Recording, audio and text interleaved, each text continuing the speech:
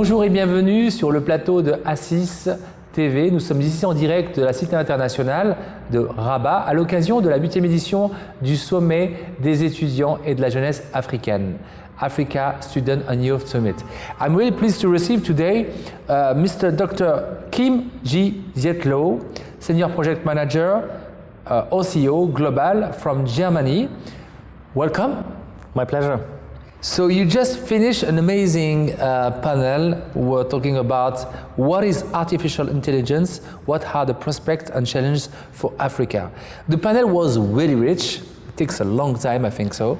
So can you explain what Global do? What is your role in your contribution to Africa and to help and to develop the African people? Well, so first of all, I was very excited to come, very pleased about the invitation to come to this event.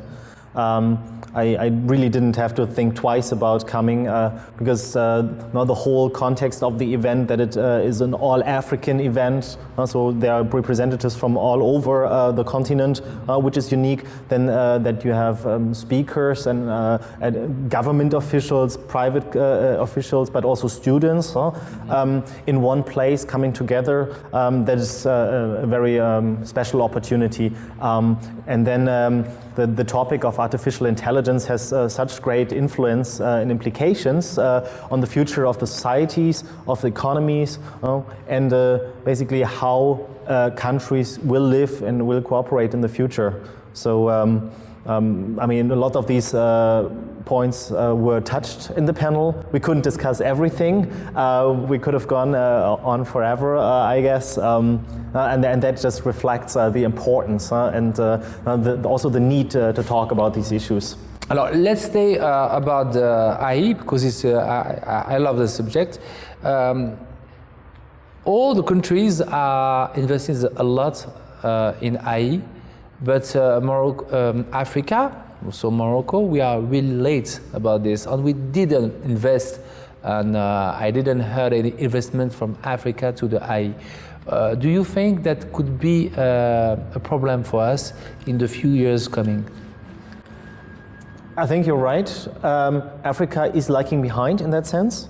But a couple of examples were named. A couple of countries are taking their stand and now giving away the budgets to foster the right forms of education, to create the right systems, where especially young people have opportunities to learn about new technologies. Coding institutes are founded, and this all goes the right direction. So even though other countries all over the world might be a step ahead, the right measures are taken right now. Mm-hmm. So I wouldn't rather focus on the future and say what needs to be done in order to catch up. Mm-hmm. And still, it's a long way to go. New technologies will be with us. They will dominate soon our lives, even more than they do it already today. So in that sense, it's not too late, even though right now it might seem a bit like this. But all that things need money. So do you think that the priority for the government will be to finance those projects? Or how, for example, your company can help them to change their mindset? Yeah, so that's a very good point. The money has to come from somewhere.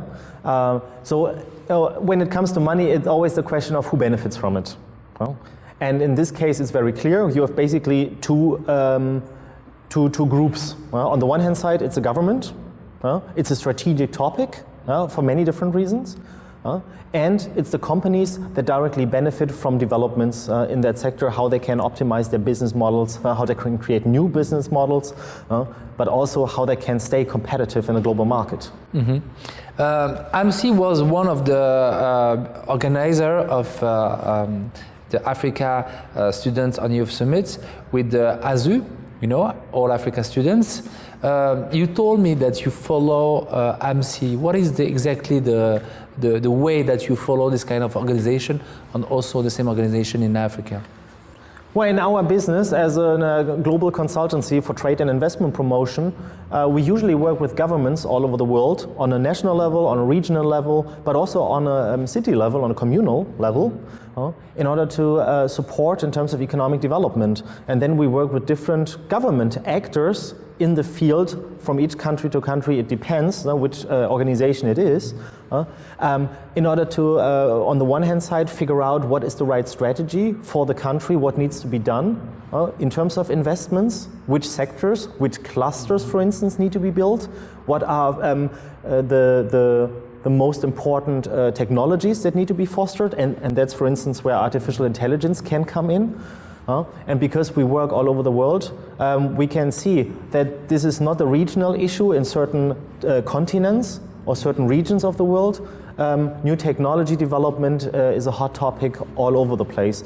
And some regions are faster than others, and they can capitalize on this speed, and then others just have to catch up then.